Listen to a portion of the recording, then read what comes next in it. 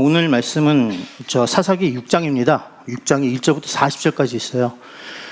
이것만 다 읽어도 한 20분 걸릴 것 같습니다. 그래서 오늘은 11절부터 24절까지만 일단 함께 읽어보겠습니다.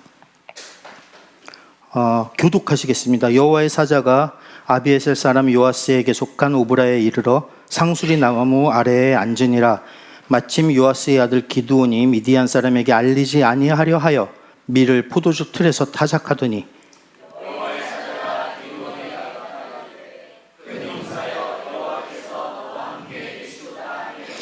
기드온이 그에게 대답하되 오 나의 주여 여호와께서 우리와 함께 계시면 어찌하여 이 모든 일이 우리에게 일어났나이까. 또 우리 조상들이 일찍이 우리에게 이르기를 여호와께서 우리를 애굽에서 올라오게 하신 것이 아니냐 한 그 모든 이적이 어디 있나이까. 이제 여호와께서 우리를 버리사 미디안의 손에 우리를 넘겨주셨나이다 하니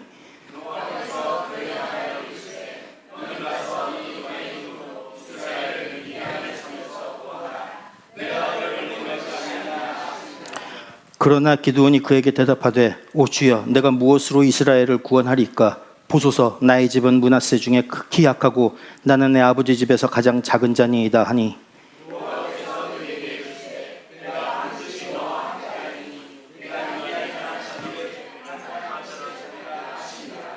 기드온이 그에게 대답하되 만일 내가 주께 은혜를 얻어 싸우면 내가 나와 말씀하시니가 주 되시는 표징을 내게 보이소서.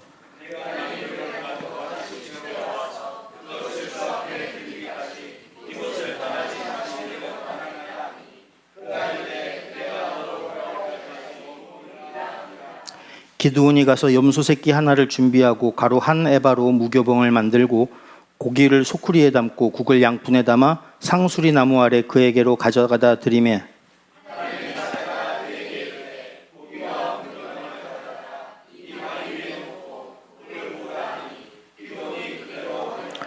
여호와의 사자가 손에 잡은 지팡이 끝을 내밀어 고기와 무교병에 대니 불이 바위에서 나와 고기와 무교병을 살랐고 여호와의 사자는 떠나서 보이지 아니한지라.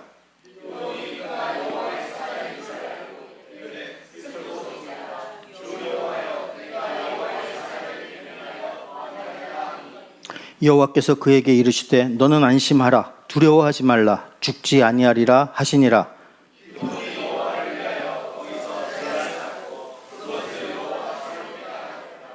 그것이 오늘 할 것이 아비에셀 사람에게 속한 오브라에 있더라. 아멘. 잠시 기도드리겠습니다. 사랑의 하나님 감사드립니다. 주님, 오늘도 부족한 종이 뚫고 돌리는 자리에 나왔습니다. 나와서 주님의 말씀을 대언합니다. 주님, 이 종의 부족한 모든 결함들 십자가 뒤로 감춰주시고 오직 이 자리에 주님의 권능만, 주님의 능력만, 주님의 영광만 드러나게 하여 주시옵소서. 전하는 자나 듣는 자 모두 아버지 주님의 이 말씀에 담긴 메시지에 민감하게 반응하고 순종해 나갈 수 있도록 주여 인도하여 주시옵소서. 감사드리며 예수님의 이름으로 기도합니다. 아멘. 예배의 열기가 뜨겁습니다. 결코 에어컨이 고장나서 그런 건 아니고요. 예, 뜨겁습니다. 오늘은 사사기 강의 5번째인가요? 기드온에 관한 말씀을 함께 나누고자 합니다. 기드온 이야기는 사사기 6장부터 8장까지 3장을 할애해서 사사들의 이야기 중에서 가장 상세하게 기록되어 있습니다. 장수로 따지면 13장에서 16장까지 4장을 할애한 삼손의 이야기가 가장 많지만 절수를 따져보면 삼손은 96절 그리고 기드온은 100절입니다. 그래서 기드온의 이야기가 가장 많습니다. 기드온은 각 장별로 또 서로 다른 모습들을 보여줍니다. 그래서 또 이 사사기 전체 흐름 속에서 기드온은 아주 이스라엘 사회가 기드온 이후에 급격히 악화되는 어떤 이런 전환점이 되는 사사이기도 합니다. 또 그에 대한 학자들의 평가도 다양하게 이루어질 수 있습니다. 그렇지만 저는 오늘 기드온의 모든 이야기를 다 다룰 것이 아니고 사사기 전체에서 기드온의 영향을 조망하는 것은 다음 기회로 넘기기로 하고 오늘 기드온이 어떻게 하나님의 부르심을 받고 또 어떻게 순종해 나가는지를 함께 살펴보려고 합니다. 우선 배경입니다. 이스라엘 자손이 또 여호와의 목전에 악을 행하였다라고 했습니다. 벌써 몇 번씩이나 되풀이되는 이 죄의 순환 문제입니다. 또 악을 행한 때문에 하나님께서는 미디안에게 이스라엘을 넘기셨습니다. 미디안은 아브라함이 두 번째로 만난 아내 그두라의 자손입니다. 그리고 이제 시내 반도와 아라비아 서쪽을 배회하며 살던 유목민들입니다. 그래서 지난주 오후 설교 시간에 우리 박 목사님께서 이 중동 지방의 지도를 보여주셨는데 그걸 기억하시면 지도의 가지점이 되겠습니다. 예. 출애굽기 2장에 보면요, 모세가 이집트에서 살인을 하고 도망쳐 나온 곳이 미디안이었습니다. 그리고 미디안 여인을 만나서 결혼을 합니다.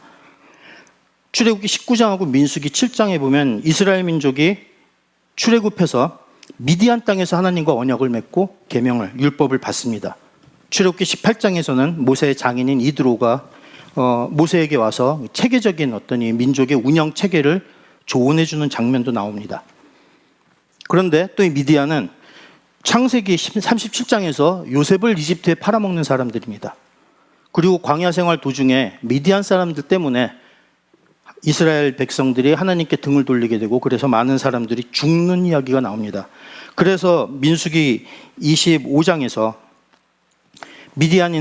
하나님은 미디안인들을 대적하여 쳐라, 이렇게 얘기하십니다. 그런데 이랬던 미디안 사람들이 이스라엘을 7년 동안 억압하는 겁니다.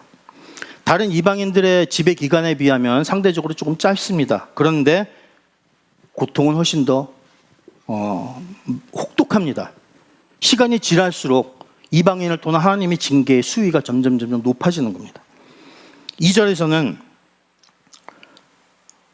이 산, 동굴, 요새 등의 은신처를 만들었다고 했습니다. 여차하면 몸을 피해야 했기 때문에 그렇습니다. 근데 산, 동굴, 웅덩이는 유목민들이 이동 중에 머물러서 거주하던 주거 공간입니다. 정착민족인 이스라엘 백성들이 갈 데가 아니에요. 그런데 정착민인 이스라엘 백성들이 유목민인 미디안에 쫓겨가지고 피난처를 만든 데가 산과 굴과 웅덩이였습니다. 3절에서 6절까지를 보면 추수할 때 와서 거둔 곡식을 빼앗아가는 이런 일이 아니라 이스라엘 사람들이 씨를 뿌린 후에 아말렉 동방 사람들을 데리고 같이 올라와서 또 수많은 가축들을 몰고 와서 이제 막 자라는 곡식을 다 먹게 만들어서 농사를 완전히 망치고 가축도 안 남겼습니다. 이건 이스라엘 민족의 생계를 완전히 끊어버리겠다는 의지가 담긴, 아주 멸절시키겠다는 그런 행동입니다. 그래서 이스라엘 백성들이 하나님께 부르짖습니다. 그런데 이번에도 회개를 전제로 해서 부르짖은 것이 아니라 그저 괴롭고 고통스러우니까 부르짖은 겁니다. 그러면 지금까지를 보면 하나님은 이스라엘이 부르짖으면 구원자를 세우셨습니다. 그런데 이번에는 구원자 대신 선지자를 내보냅니다. 선지자의 입을 통해서 구원을 약속하시는 것이 아니라 이스라엘의 죄를 먼저 꾸짖으십니다. 사사기에서 남자 선지자가 나오는 게 아마 여기가 유일할 겁니다. 그런데 이 남자 선지자의 입을 통해서 하나님께서는 이스라엘의 죄는 덮어주시고 이스라엘 민족을 구원을 베푸시는 것이 아니라 먼저 잘잘못을 정확하게 짚고 넘어가시겠다고 합니다. 그래서 먼저 하나님께서는 자신이 출애굽의 하나님이심을 밝히십니다. 이스라엘은 출애굽 사건을 통해서 하나의 국가로 출범할 수 있었고, 이스라엘은 출애굽 사건으로 인해서 여호와의 백성이 될 수 있었고, 또 출애굽 사건으로 인해서 노예 신분에서 영토를 지닌 당당한 자유민으로 신분이 바뀌었습니다. 그렇게 해서 출애굽 사건은 이스라엘 민족의 역사에서 아주 중요한 사건입니다. 그리고 이스라엘이 체험한 하나님의 구원 사역 중에서도 가장 중요하고 가장 위대한 사건 중에 하나였습니다. 그렇기 때문에 이스라엘은 당연히 출애굽의 하나님을 기념해야 합니다. 그런데 이 시대 사람들은 출애굽의 하나님을 잊어버렸습니다. 여호와가 그들의 조상에게는 은혜를 베푸신 하나님이었을지 모르지만 자신들과는 별로 상관이 없는 하나님으로 간주해버린 겁니다. 이런 상황에서 여호와께서 스스로를 출애굽의 하나님이라고 밝히십니다.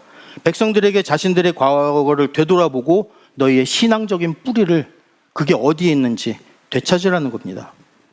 또 하나님께서는 가나안 땅을 이스라엘 백성들에게 기업으로 주셨습니다. 그러면서 이스라엘 백성은 하나님의 은총과 도움으로 인해서 자신들보다 훨씬 더 강한 민족들을 싸워서 이길 수 있었고 억압하는 자들의 손에서 벗어날 수 있었습니다.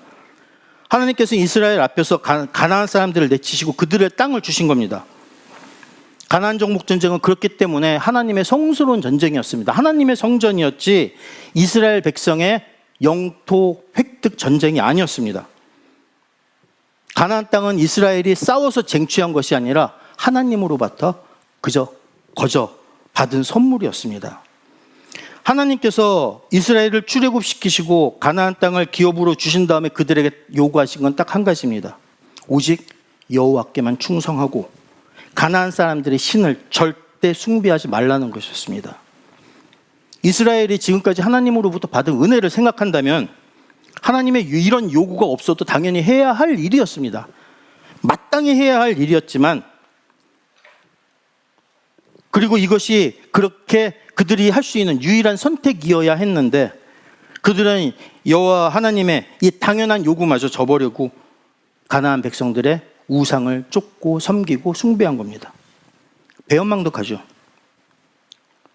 우리 역시 하나님의 은혜로 죄의 종노릇하던 노예 신분에서 벗어나서 하나님의 자녀가 됐습니다. 사망의 굴레에서 벗어났습니다. 세상에 종속돼서 끌려다니다가 복된 하나님 나라를 선물로 받았습니다. 우리가 쟁취한 것이 아니라 거저 받았습니다. 이렇게 구원을 받은 우리가 할 일은 하나님이 우리에게 베푸신 은혜에 감사하고 오직 하나님 한 분만 섬기고 오직 하나님 한 분에게만 충성하는 겁니다. 이것이 하나님께서 우리에게 바라시는 단 한 가지일 것입니다. 그런데 우리는 살면서 세상이 품는 그 욕망의 대상, 세상이 추구하는 그 가치관에 우리 마음을 빼앗깁니다. 은혜를 우리가 하나님한테 받기는 받았지만 그건 과거의 일이고 지금 내가 살고 있고 내가 직면한 이 문제가 나한테 가장 중요하다, 이렇게 생각하다 보면 은혜는 과거의 일을 묻어버립니다. 그리고 세상에 섬기고 세상에 숭배하는 신, 우상을 마음에 담고 그것을 쫓아가는 겁니다. 그럼 지금 우리의 신앙생활과 사사기 속 이스라엘의 백성들은 무엇이 다르겠습니까? 두 번째는 부르심입니다. 드디어 여호와의 사자가 이스라엘 앞에 모습을 드러냈습니다. 기드온을 이스라엘을 구원할 구원자로 세우기 위해서였습니다. 그런데 기드온이 과연 한 민족을 구원할 제목이었었나? 그렇게 생각하면은 그건 천만의 말씀 만만의 콩떡입니다.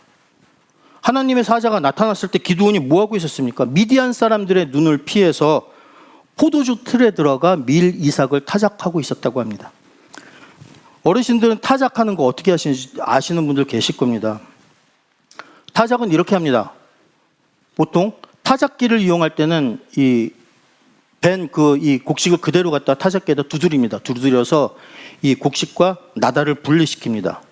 그게 아니면 넓게 펴놓고서 저렇게 도릿개질을 합니다. 도릿개질을 해가면서 이 알곡을 분리합니다. 그럼 이걸로 끝나느냐? 아닙니다.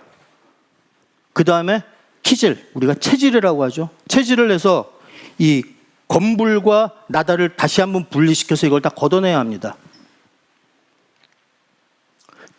밑에 큰 그림이 이 외국에서 하던 그 체질이라고 합니다. 우리나라의 키질보다는 훨씬 더 많은 공간과 힘이 필요한 작업이었습니다. 반면 포도주 만들기 위해서는 깊은 이 틈 안에다가 포도를 잔뜩 집어넣은 다음에 사람이 들어서 맨발로 밟습니다. 그렇게 해서 과즙을 다 우려냅니다. 그렇게 우려낸 과즙이 옆에 이 조금 더 작은 틀로 옮겨지면 그거를 퍼담아서 통에 담아 숙성을 시킵니다. 발효를 시키는 것이 포도주입니다. 미디안 사람들의 눈을 피하기 위해서라고 했으니까 기드온은 아마 이렇게 좀 깊게 판 이런 틀 안에 들어가서 밀을 타작했을 겁니다.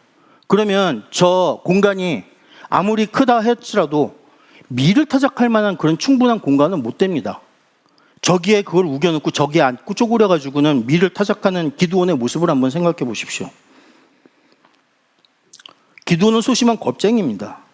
이런 기드온 앞에 나타난 하나님의 사자는 그를 향해서 큰 용사여라고 부릅니다. 조롱이 아닙니다. 왜? 하나님께서 그와 함께 계시기 때문에 그는 큰 용사가 될 수 있습니다. 그리고 하나님께서 그를 도구로 사용하시겠다고 부르셨기 때문에 그는 큰 용사가 될 수 있는 겁니다. 지난번 제 설교 때도 말씀드렸듯이 명장인 하나님의 손에 들리면 그 어떤 사람도 큰 능력의 도구가 될 수 있습니다. 여호와께서 너와 함께 계시도다라는 약속과 확언은 부족하고 모자란 우리에게 얼마나 큰 위로가 되고 얼마나 큰 의지가 되고 얼마나 큰 은혜가 되는지 모릅니다. 그런데 하나님의 이런 부르심에 대해서 기드온의 반응은 어땠나요? 가장 먼저 기드온이 한 일은 뭡니까? 불평입니다. 아니, 하나님이 우리와 함께 계신다고 했는데 어째서 우리는 이렇게 고통 겪고 있습니까? 옛적 조상들에게 그렇게 흔하게 보여주셨던 그 모든 이적들은 지금 어디 있습니까? 지금 우리 이스라엘 사람들 주위를 돌아보면 여호와께서는 우리를 버리셨습니다. 그런 거 아닙니까? 반박합니다. 논리정연합니다. 현실은 제대로 분석하고 있습니다. 그런데 왜 이런 사태가 벌어졌는가? 이스라엘 백성의 죄악 때문이라는 것을 알지 못하기 때문에 여기에는 회개가 없습니다. 죄송한 마음이 없습니다. 송구한 마음이 없이 불평만 하는 겁니다. 하나님 탓만 하고 있습니다. 내가 너를 보낸다 라고 하시는데 하나님이 함께 하신다는 그 말이 얼마나 무게가 있는 말인지 모르고 내 집안의 영향력 그리고 내 개인의 역량으로 하라는 말로 알아듣습니다. 그러니까 작은 집 타령하고 작은 자 타령합니다. 내가 누구이기에 라고 반문합니다. 절대로 곧바로 순종하고 나서지 않았습니다. 미디안 평야에서 장인 이드로의 양을 돌보던 모세도 그랬습니다. 제사장 hil기야의 아들 예레미야도 그랬습니다. 하나님께서 가라, 이집트에 가서 바로 앞에서 너희 이스라엘 백성을 구해내라 라고 할 때 모세는 내가 누구이기에 라고 얘기합니다. 제사장 hil기야 예레미야가 하나님께서 부르실 때 예 알겠습니다 한 게 아니라 저요? 제가요? 저는 아이라 말할 줄을 알지 못하나이다 이렇게 얘기합니다. 하나님의 사역을 제대로 이해하지 못하기 때문입니다. 소명이라는 것은 불러서 명령하는 겁니다. 왕의 신하를 부르는 명령입니다. 왕 대신 하나님께서 부르시면서 내가 너와 함께 한다고 약속하실 때에는 절대 약속을 어기지 않으신다는 하나님의 신실하심이 들어있습니다. 이것을 알지 못하니 내가 너와 함께 한다는 그 약속을 믿지 못하는 겁니다. 완전히 믿을 수가 없습니다. 하나님께서는 그래서 한 번 더 기드온을 안심시키십니다. 내가 반드시 너와 함께 있을 것이니 네가 미디안 사람들을 마치 한 사람 쳐부수듯 쳐부술 것이다. 기드온은 분명히 미디안과의 전쟁에서 성공할 것이고 아무리 많은 적군을 만나도 마치 한 사람과 싸워서 이기듯이 쉽게 이길 것인데 이것을 하나님께서 약속하시고 이 약속을 지키기 위해서 하나님께서 그와 함께 하실 것이라고 약속을 했는데 그럼 이거 한 가지로 모든 것이 다 결정되고 끝났다는 것을 깨달아야 했는데 기드온이 마음이 조금 움직이긴 했지만 확신은 서지 않는 겁니다. 그래서 그는 두 가지를 확인하고 싶습니다. 첫째는 하나님의 특별한 은혜가 분명히 자기한테 임한 거 확실한 것인가?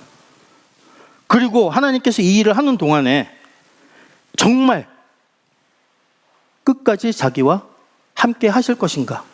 두 가지가 100% 믿어지지 않은 겁니다. 그래서 기드온은 자기를 찾아와서 대화하시는 분이 여호와라는 것을 입증할 만한 징표를 달라고 얘기합니다. 자기가 드릴 예물을 가져올 때까지 떠나지 말고 기다려달라는 겁니다. 제물을 드리는 것이 무슨 증거가 될까요? 그거는 자기와 대화하는 분이 여호와의 사자시라면 혹은 여호와시라면 자신이 드리는 예물을 하나님께서 스스로 불살라서 연락하실 것이고 그것이 증표가 될 거라고 생각했기 때문입니다. 그런데 이거는 엘리야가 갈멜산에서 바알, 아세라 선지자들과 싸울 때 그런 장면도 연상되긴 합니다. 그런데 지금 본문에서 기드온이 하나님께 바치겠다고 갖고 온 그 예물은 다른 이 자료에 따르면 그 당시 이방인들이 자신들이 섬기는 숭배하는 우상에게 바치는 제물의 목록이랍니다. 그 양이랍니다. 그거를 우상에게 바치던 그런 제물을 그대로 우상에게 바치듯이 하나님께 내놓은 겁니다. 기드온이. 그런데 하나님께서는 거기에 대해서 아무 탓도 하지 않으시고 받으십니다. 그 재물을 불살라서 그 재물을 드린 기드온을 인정하십니다. 그리고 그에게 복을 내려주겠다는 사인을 하시는 겁니다. 그랬더니만 이번에는 내가 주의 천사를 대면했으니 이제 죽겠구나 걱정합니다. 하나님께서 또 그를 진정시키시고 안심시키십니다. 자기가 보낸 사자와 대면했다고 죽을 거면 뭐 하려고 좀 전까지 내가 너를 보내겠다, 내가 너와 함께 하겠다 약속을 했겠습니까? 기도는 멍청한 겁니다. 하나님께서 생명의 위협을 느끼고 두려워하는 기드온에게 3개의 짤막한 문장으로 위로 주십니다. 안심해라. 두려워하지 마라. 넌 죽지 않는다. 그게 23절 말씀입니다. 기도는 절대 죽지 않을 뿐 아니라 모든 것이 하나님께서 이미 그에게 말씀하신 대로 될 것이니까 걱정하지 말고 순종하라고 권면하신 겁니다. 하나님께서 이 정도까지 배려해 주시니 무엇이 더 걱정일까요? 하나님 말씀에 정신 차린 기드온이 곧장 제단을 쌓고 그 제단의 이름을 주님은 평화라는 뜻을 지닌 여호와 살롬이라고 짓습니다. 하나님께서 그를 위로하시면서 말씀하셨던 안심하라 라는 그 말에 감동해서 지은 이름입니다. 기드온은 제단의 이름을 통해서 하나님에 대한 그 믿음을 고백하긴 한 겁니다. 그런데 하나님께서는 이제 그 고백에 대한 징표를 요구하십니다. 순종하라고요. 그래서 기드온에게 믿음 없이 하기 어려운 일을 요구하십니다. 그것이 바로 그의 아버지 집에서 모든 이방 종교의 흔적을 없애버리라는 겁니다. 제거하라는 겁니다. 하나님께 징표를 요구하던 기드온이 이제 하나님으로부터 징표를 요구받는 겁니다. 기드온은 종 10명을 데리고 가서 여호와께서 명령하신 대로 그대로 다 행하긴 합니다. 그런데 집안 사람들과 이웃들이 두려워서 이것을 대낮에 당당하게 하는 것이 아니라 밤에 했습니다. 하나님의 현현을 직접 체험했습니다. 눈으로 확인했습니다. 눈앞에서 봤습니다. 하나님께서 함께 하시고 도우실 것이라는 약속까지 받았습니다. 그런데도 역시 아직도 하나님의 도우심, 하나님의 능력에 완전히 마음을 내려놓지 못하고 사람들을 두려워하고 있습니다. 그래서 모든 사람들이 보는 앞에서 일을 못하고 밤을 도와서 한밤중에 일을 한 겁니다. 기드온이란 이름은 도끼로 찍어내는 사람이란 뜻이 숨어 있습니다. 그 이름대로 그는 바알 제단을 허물고 아세라상을 찍어냅니다. 그런데 여전히 기드온 안에 믿음은 없습니다. 부족합니다. 제단 허문 일로 소동이 벌어졌을 때 그 아버지가 앞에 나서서 기드온을 죽이겠다고 하는 사람들을 말렸습니다. 막았습니다. 그런데 이 모든 것 역시 하나님이 사람을 통해서 역사하신다는 생각을 하는 것이 아니라 그저 아버지의 적극적인 개입으로 내가 화를 면했다라고 생각합니다. 하나님이 어떻게 역사하시는가 하는 그 방법을 이해하지 못하는 겁니다. 그러니 여호와의 영이 마치 옷을 입힌 것처럼 기드온에게 임하고 그 권능을 입을 채 나간 때에도 하나님께 또 다른 증거를 요구하는 겁니다. 그러면서도 당당합니다. 이는 자신이 하나님 뜻에 맞는 길을 가고 있는가, 이것을 끊임없이 점검하는가 하고는 궤를 좀 달리합니다. 어떤 주석가들은 이것은 그냥 매 순간순간 내가 하나님 뜻에 합당하게 살아가고 있는가를 점검하는 거라고 얘기를 합니다. 그런데 아닙니다. 기드온이 이적을 구하는 것은 하나님의 뜻을 분별하기 위함이 아니라 36절 47절을 보면 증거를 구할 때마다 이렇게 얘기합니다. 주께서 이미 말씀하신 것 같이 라는 단서가 붙습니다. 주께서 이미 말씀하시고 약속하셨는데 왜 또 증거를 구하나요? 그거는 하나님 뜻이 이미 확고하게 선포됐음에도 불구하고 기드온은 그 하나님의 뜻을 제대로 이해하지 못하는 겁니다. 믿음과 확신이 아니라 믿음 없음과 불신이 있기 때문에 이런 요청들이 나오는 겁니다. 그것도 처음에 첫 번째 양털을 적게 해달라고 했을 때 이것만 하면 믿겠다고 했습니다. 그래 놓고 정작 그런 증거가 나오니까 이번에 또 반대로 합니다. 한 번만 더 해주세요. 스스로 하나님을 시험한다는 말을 자기 입으로 뱉었습니다. 스스로 자신의 불신을 시인하고 있는 겁니다. 사실 기드온은 사사기에 등장하는 그 누구보다 하나님의 격려와 확신을 가장 많이 받은 사람입니다. 기드온은 사사기 중에서 유일하게 하나님께서 직접 말씀하신 사사입니다. 그런데 그런 그가 다른 어떤 사사들보다도 불신에 차 있습니다. 그럼에도 불구하고 하나님께서는 끝까지 참으시고 이런 사람을 도구로 사용하시겠다고 하신 것은 기드온과 별로 다를 것 없는 그런 연약한 믿음을 갖고 있는 우리에게는 정말 놀라운 복음이 아닐 수 없을 겁니다. 그리고 기드온의 이러한 시험들은 결국 장차 일어날 이스라엘의 구원이 기드온의 믿음 때문에, 기드온이 믿음에 근거한 용감한 행위 때문에 일어난 것이 아니라 전적으로 하나님의 능력을 통해서 선물로 주어지는 것이라는 것을 그대로 보여주고 있는 겁니다. 그래서 찍어내는 자라는 이름을, 그 뜻의 이름을 가진 기드온은 처음에는 비록 바알과 아세라상을 찍어냈지만 나중에는 이스라엘 민족을 찍어내는 데 쓰입니다. 그 기드온이라는 이름이 양면적으로 다 작용하는 겁니다. 왜 이런 일이 벌어졌을까요? 믿음 없어서입니다. 민수기 33장 52절, 하나님께서는 분명 그 땅의 원주민을 너희 앞에서 다 몰아내고 그 새긴 석상과 부어 만든 우상을 다 깨뜨리고 산당 다 헐고 그 땅을 점령하여 거기 거주하라.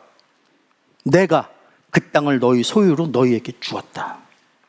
이렇게 명령하셨습니다. 이것이 이스라엘 백성이 가나안 땅에 들어가서 마땅히 해야 할 의무였습니다. 그런데 들어가서 만나가 그치고 농사 시작합니다. 먹고 사는 문제가 이제 자기들 눈앞에 직면한 문제가 됐습니다. 만나만 먹을 때는 만나밖에 안 먹는다고 불평했지만 그 만나가 그쳐진 다음에 이제 먹고 살 걱정을 내가 해야 되는 겁니다. 걱정의 고개를 쳐들기 시작했습니다. 이 땅 사람들은 도대체 어떻게 해서 이렇게 풍요롭게 살았을까? 부럽습니다. 부러운데 눈이 돌아갑니다. 눈이 돌아가는데 마음이 갑니다. 그리고 그 땅 사람들이 믿고 섬기는 우상에게 마음을 뺏기고 종이 되고 섬기는 겁니다.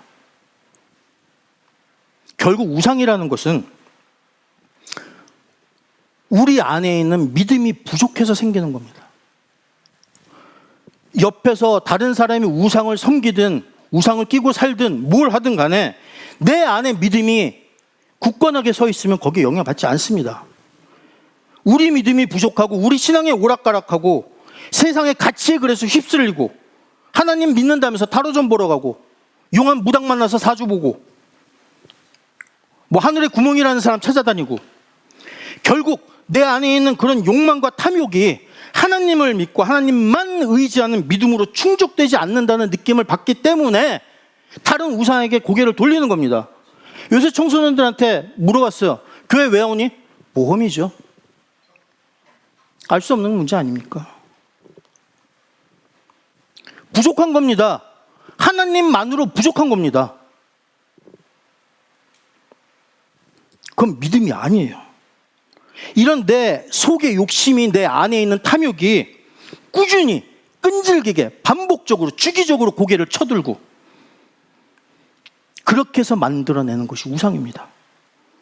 우리는 하나님만 의지하고 하나님만 경외해야 되는데 하나님보다 세상을 더 두려워하고 하나님 약속보다 내 눈에 보이지 않는 불확실한 미래가 더 걱정되는 겁니다.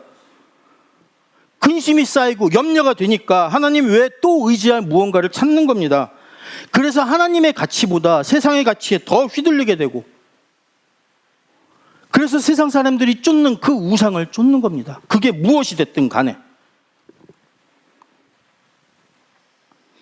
세상보다 하나님을 더 두려워하고 더 두려워하고 세상이 쫓는 가치보다 하나님이 요구하시는 가치가 우리 삶에서 무조건적으로 최우선되어야 되는 것이 믿음입니다. 하나님만 의지하고 하나님만 믿고 하나님을 붙들고 나가면 무서울 게 없어야 됩니다. 죽음도 두렵지 않아야 됩니다. 하지만 내 안에서 내가 하나님을 잃어버리게 되면 모든 게 다 두렵고 모든 게 다 걱정스럽습니다. 염려와 근심이 나 심령을 붙들고 뒤 흔드는 겁니다. 믿음이 현실을 부정하고 현실을 무시하라는 것이 아닙니다. 살다 보면 사람이 아플 수도 있고 실패할 수도 있고 넘어질 수도 있고 횡익을 만날 수도 있고 가난해질 수도 있습니다. 잘 안 될 수도 있어요. 하지만 그럼에도 불구하고 여기에 휘둘리지 않고 그리 영향을 받지 않는 것, 이것이 믿음입니다. 왜? 우리한테 하나님이 계시니까. 그래서 바울은 내가 비천에도 처할 줄도 알고 풍부에도 처할 줄도 알아서 모든 일, 배부른, 배고픔, 풍부, 궁핍 모두에 처할 줄 아는 일체의 비결을 배웠노라 라고 고백하는 겁니다. 믿음은 어떤 상황에서도 어떤 상황에 처해지고 어떤 상황에 놓여 있을 때도 낙심하지 않는 겁니다. 그래서 주님은 마태복음 10장에서 몸은 죽여도 영혼은 능히 죽이지 못하는 자들을 두려워하지 말고 오직 몸과 영혼을 능히 지옥에 멸하실 수 있는 이를 두려워하라 라고 경고하시는 겁니다. 우리가 경외해야 할 분, 우리가 두려워해야 할 분, 그분은 하나님 한 분뿐이 없습니다. 비록 기드온은 하나님의 부르심에 이끌려 나와서 하나님의 지시에 따랐지만 그의 순종은 올바른 순종이 아니었습니다. 믿음이 없는 순종이었고, 그래서 그 열매는 장차 엄청난 피바람으로 돌아옵니다. 이것이 사사기 6장을 통해서 하나님이 저에게 주신 제가 받은 메시지 중에 하나라고 생각했습니다. 오늘 말씀 기억하시면서 우리 자신의 삶을, 내 자신의 믿음을 한번 돌아보는 시간을 가지시기 바랍니다. 내 안에 하나님을 믿는 믿음이 굳게 자리하고 있는가? 과연 나는 하나님만 의지하고 하나님만 두려워하고 있는가? 아니면 하나님 외에 다른 무언가가 나를 두렵게 하고 있는가? 살펴보시기 바랍니다. 그래서 임마누엘 교회 성도 여러분 모두가 오직 하나님 한 분만 두려워하는 믿음의 자녀가 되기를, 그런 오늘 이 시간이 되기를, 오직 하나님 한 분만 경외하는 그런 날이 되기를 축원드립니다. 모두 눈 감고 기도하시기 바랍니다. 주님,